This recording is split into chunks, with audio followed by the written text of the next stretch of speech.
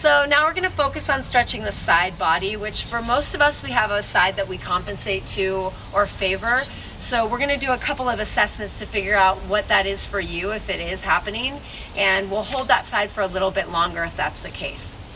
So what we're gonna have is a wall next to us, and I'm gonna have Gentry bring her feet together, and she's gonna be about 12 inches from the wall to start. And once you start to do the stretch more, you'll know how far you need to be away from the wall. And then I'm gonna have her take her hand and put it directly up the wall. Now, most of us, if you have shoulder issues, your arm will do this. So you wanna work towards this, but don't force that. If it's painful, don't do it.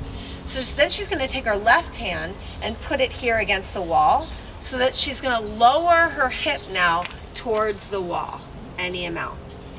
Now, the first thing I'm gonna ask her is she feeling pain in her back?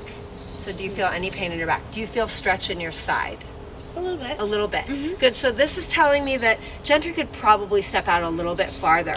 So I'm going to have her do that. Just take one pace at a time and then go ahead and reset the hips. So you're feeling a little more stretch now? Good. And you could just rest your head upon your arm. Good. Just like that. So once Gentry starts to feel this stretch, she'll notice that it's mild at first, and then over time, usually with most people, it gets a little bit more intense. As it's starting to get a little bit more intense, good. So because this is the first time she's done this variation of this stretch, I'm just gonna keep her here. Eventually she could walk away a little bit more. And now, I'm gonna ask her if you were to tell me on a scale of 1 to 10, how much stretch this is, 1 being totally relaxed and 10 being like a torn muscle, how much stretch are you feeling on a scale of 1 to 10? 4. 4. Okay, good. And Gentry does a lot of yoga, so she probably doesn't feel as much as you might at this angle, because it's a pretty heavy duty angle. So we're gonna hold this for between 45 seconds and 90 seconds. You may get to 45 seconds and feel like you just can't take it anymore. Indicators to stop are pain in the lumbar or low back region or lower than that. Thoracic spine pain or tightness is also an indicator to stop. So we're gonna pretend that we've done this for about 45 seconds, and she's gonna use her left hand to press herself away from the wall. And now we're gonna turn around and do the other side. So she's gonna mark roughly about 12 inches from the wall, and because sides are different, you don't wanna go stepping right back to where you started on the other side, because it may be that this side is much tighter, and you don't wanna risk your low back. So again, I'm gonna have her bring her feet together 12 inches. She's gonna extend her left arm up the wall, making sure that she's not feeling pinching in the front of her shoulder girdle. She'll take her right arm in front of her and lower herself to the wall. Good. And the big thing is that she gets that hip bone towards the wall.